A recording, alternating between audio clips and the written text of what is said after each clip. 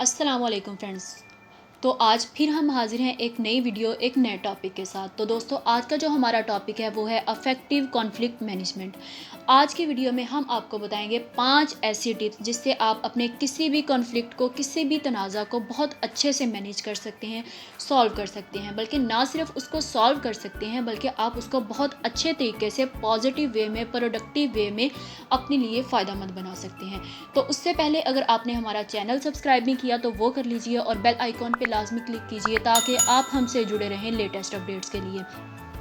तो अब हम बात करेंगे 5 टिप्स के बारे में वन बाय वन। तो जो हमारी सबसे पहली टिप है वो है कंसीडर इट एन अपॉर्चुनिटी। ये जो कॉन्फ्लिक्ट आप सॉल्व कर रहे हैं इसको आप अपने लिए एक बहुत बड़ी ब्लेसिंग, एक मौका समझें कि आपको ये एक मौका मिला है। आप ये अंदाज़ा लगाएं कि जो आपके फेलोज़ हैं, जो आपके पार्टनर्स हैं, उनमें कितना पैशन है इस बिज़नेस को लेके, वो किस हद तक ये विलिंग हैं कि उनको बेस्ट से बेस्ट सोल्यूशन मिले। तो ये जो मौका है ये आपके लिए एक बहुत बड़ी ब्लेसिंग है, सीखने का, आगे बढ़ने का, एक दूसरे को जानने का। तो ये है बहुत ही ईजी सी, एक पॉजिटिव वे में जब आप सोचेंगे तो ये एक बहुत ईजी है फर्स्ट टिप जो है हमारी। उसके बाद सेकंड हम जो टिप पे बात करेंगे वो है a culture that encourages giving and receiving feedback. जब आप उसको लोगों को समझेंगे तो फिर आप वहाँ पे एक ऐसा माहौल बनाएं जहाँ पे एज अ मेंटोर आप काम कर रहे हैं, उस कॉन्फ्लिक्ट को सॉल्व कर रहे हैं।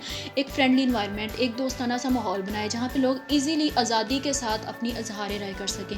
वो उस चीज़ को लेके, बिज़नेस को लेके जो उनको मसले हैं, मसाइल हैं, वो जो भी उनके दिल में, दिमाग में बात है, जो उनके लिए न्यू आइडियाज़ हैं, जिनमें वो आपस में किसी एक पेज पे नहीं आ पा रहे, तो आप वो ऐसा माहौल बनाएं कि वो लोग अपना फीडबैक दे सकें, आप उनका फीडबैक लें और आप अपना भी ईज़िली उनको दे सकें। तो ये सब कुछ करने के बाद ये एक ऐसा वहाँ पे इन्वायरमेंट क्रिएट हो जाएगा कि आपको समझ आ जाएगी और इस तरीके से आप फ्यूचर में भी मज़ीद इस तरह के कॉन्फ्लिक्ट से बच सकते हैं। तो ये बहुत ही ईजी सी है एक सेकेंड टिप। तो अब हम बात करेंगे engage productivity using story telling. ये एक बहुत ईजी है, आपने इसका नाम सुन के परेशानी हो जाना।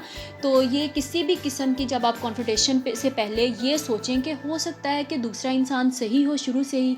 जब आप उस मसले को सॉल्व कर रहे हैं, आप सुन रहे हैं, तो बजाय इसके कि आप अपने पॉइंट ऑफ व्यू को सही साबित करने के लिए बहस शुरू कर दें, आप सिर्फ एक दफ़ा ये सोच लें दूसरे बंदे के पॉइंट ऑफ व्यू को समझने के लिए कि हो सकता है कि वो सही है, मुझे उसके ओपिनियन को सोचना चाहिए, उसको एक दफ़ा मौका देना चाहिए। हो सकता है जो उसकी बात है, जो उसका आइडिया है वो हमारे लिए ज़्यादा बेनिफिशियल हो, ज़्यादा फ़ायदेमंद हो। तो ये इस तरह से अगर जब आप ये सोचना शुरू कर देंगे, आप उनका ओपिनियन लेंगे, आप अपना रखेंगे, तो आपके माइंड में जो आपके पॉइंट्स हैं वो क्लियर हो जाएंगे कि आप चाहते क्या हैं, आपका मकसद क्या है। जब आपको ये क्लियर हो जाएगा तो फिर आप बहुत अच्छे तरीके से एक कहानी बताते हुए आप अपने फेलोज़ को समझा सकते हैं, अपने पार्टनर्स को समझा सकते हैं, बजाय इसके कि वहाँ पे माहौल में तनाव पैदा करें या ज़बरदस्ती किसी पे अपनी बात लागू करें कि नहीं तुम ये मानो। तो ये एक बहुत अच्छा तरीका है कि आप फ्रेंडली इन्वायरमेंट में ये सब कुछ करें। तो अब हम बात करेंगे 4 टिप के बारे में, that is resist jumping to the conclusion and remain inclusive. मतलब आप खुद को रोकें कि फ़ौरन से आप नतीजे पर ना पहुंच जाएं, बजाय इसके कि आप दोनों फ्री कैन की अच्छे से बात नहीं सुन रहे और आपने अपने माइंड में कंक्लूजन बना लिया, नतीजा बना लिया कि हाँ मैं तो ये करूँगा।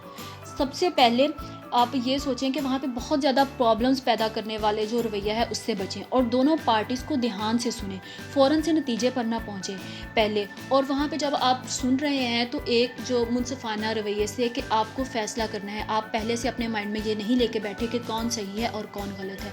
जब आप दोनों की बात सुनेंगे और दोनों पार्टीज़ को, दोनों लोगों को ये फ़ील नहीं होना चाहिए कि आप किसी एक की तरफदारी कर रहे हो, किसी एक को पॉइंट आउट कर रहे हो। तो जब आप इस तरह से करोगे, उन लोगों को आपकी बात पे एक ट्रस्ट होगा, आप पे एक ट्रस्ट कायम होगा, तो वो फिर अपना पॉइंट ऑफ व्यू ज़्यादा क्लियरली दे सकते हैं, आप फ़ौरन से नतीजे पर ना पहुँचें। तो ये एक बहुत ही तहम्मुल के साथ, सब्र के साथ ये करने वाला एक फ़ैसला है। तो अगर आप इसको सोचें तो उसके बाद जो हमारे पास 5th और फाइनल टिप है, that is try to tackle the conflict in person as soon as possible.